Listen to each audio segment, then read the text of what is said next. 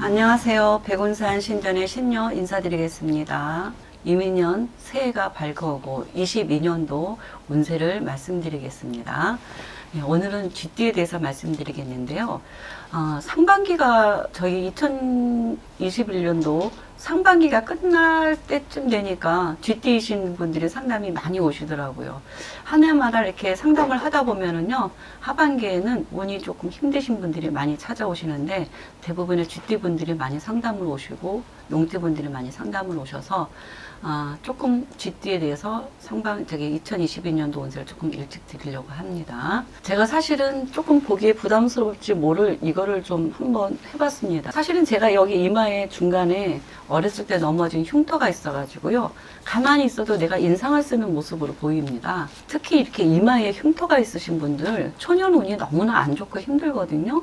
그리고 코 정가운데 이렇게 흉터가 있거나 점이 있으면 인생 전반적으로 고생을 많이 한다고 합니다. 그래서 제가 이렇게 보이지 않게 고생을 많이 한 것 같아요. 근데 이거를 가리기가 힘들네요. 내가 이 나이가 돼서 이제 이걸 좀 없애려고 해보니까 그렇게 쉬운 문제는 아니더라고요. 근데 요즘은 의학기술이 많이 발달되어 있으니까 혹시나도 정면 쪽에 흉터라든가 상처가 있으신 분들, 코에 마찬가지입니다. 코 정가운데 있는 점들이 있으신 분들은 빼시면 됩니다. 하지만 코에서 조금 점들이 이렇게 비켜가신 분들은요, 그런 점은 복점이니까 굳이 안 빼셔도 돼요. 제 유튜브에 점 빼는 방법에 대해서 나와 있으니까 한번 참고를 보시면 감사하겠습니다. 쥐띠신 분은요, 21년도에는 태양불하고 해에 따뜻한 기운이 들어온 해라면요, 2022년도는 상문살이 들어왔습니다. 상문살이 들어왔다는 건요, 한 해에 상갓집을 조심해야 되는 겁니다. 그 상문살이 들은 해는 상갓집을 가시면 절대로 아닙니다. 네, 상갓집을 가시게 되면은 상문살이 끼기 때문에요. 그래서 가지 말자는 건데, 왜 상갓집을 가지 말자고 하냐면요, 상갓집에 가면은 안 좋은 기운들이 제일 많이 있어요. 여러분들이 다 알고 계시다시피. 그렇다고 무조건 다 나쁜 건 아닌데요. 이렇게 상문살이 들은 해는 상갓집을 가면 100% 상문살이 낀다, 이렇게 생각하시면 됩니다. 상문살이 나쁜 기운이 내 몸에 묻어갖고 오면은요, 좋은 일이 안 생겨요.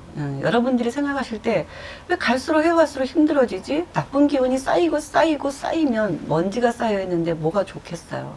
그래서 집안에도 나쁜 기운들이 많이 쌓이면 결국은 사람들이 아프거나 힘들거나 뭐 불행한 일이 자꾸 생기는 거거든요. 그래서 이 나쁜 기운들을 미리미리 좀 청소하고 터치해주면 훨씬 좋습니다. 우리는 신의 유전인자를 가진 나라라고 하죠. 예, 신이 선택한 나라이기 때문에 신께서 이렇게 나쁜 기운을 퇴치하는 방법들을 어렵고 힘들게 만들어 놓지 않았다는 겁니다. 어떤 방법이든 자기도 이해하지 못하면서 어렵게 말하는 사람들과 좀 더 쉬운 방법으로 말하는 사람이 있는데요. 여러분들이 이해하지 못할 말을 한다는 건 그거는 뭔가 잘못된 말이라고 생각하셔도 돼요. 물론 전문 용어로 쓸 수도 있습니다. 하지만 그건 그들끼리만 쓰는 용어들이고요. 일반인들이 상식적으로 그런 전문 용어를 다 배울 필요는 없는 겁니다. 나쁜 기운을 털려면요, 소금 갖고는 안 털어지기 때문에 붉은 팥을 써야만 합니다. 귀신을 쫓는 데는 아주 좋은 것 중에 하나죠. 붉은 팥하고 굵은 소금을 가지고 가야 되는 겁니다. 상갓집 갈 때 좋은 비방은요, 팥하고 소금을 가져가야 돼요. 혹시라도 조금 강한 기운이 나한테 달라붙었다면 집 방향을 바라보면서 내가 머리 뒤로 소금을 던지는 겁니다. 소금하고 팥을 한 번, 두 번, 세 번. 예를 들어서 고춧가루를 여기다 뿌린다고 그랬는데요. 고춧가루는 절대로 안 떨어집니다. 사실은 나쁜 기운을 털려면요, 고춧가루하고 약숙하고 소금을 태우는 겁니다. 이 태우는 매운내를 나쁜 기운들이 싫어하는 거죠. 고춧가루를 싫어하는 건 절대 아니거든요. 팥하고 소금을 가져가서 머리 뒤로 뿌릴 때 이 소금을 먹기 위해서 나쁜 귀신들이 떨어지라는 거죠. 옛날부터 오랫동안 묵은 거는 음식을 먹고자 필요한 건데 그들이 먹을 수 있는 게 가장 귀한 게 소금이기 때문에 소금을 머리 뒤로 뿌려서 떨어지라는 거죠.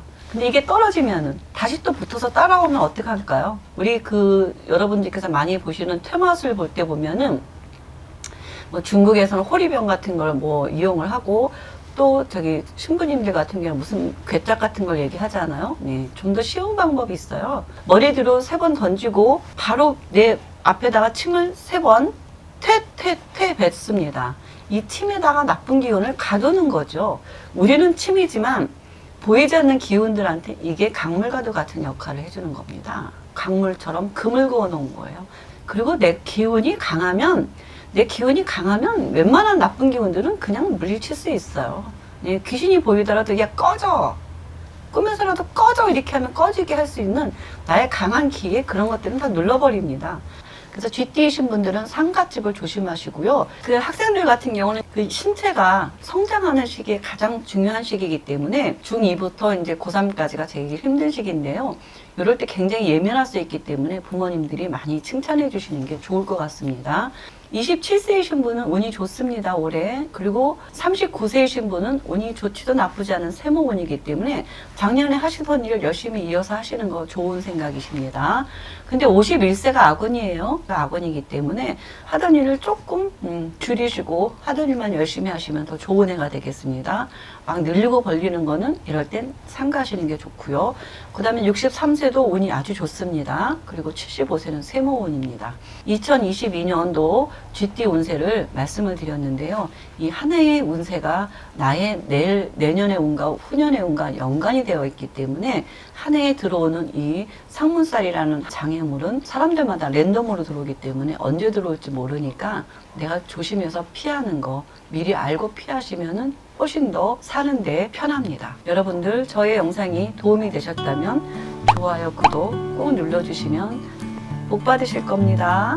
여기서 이만 마치겠습니다.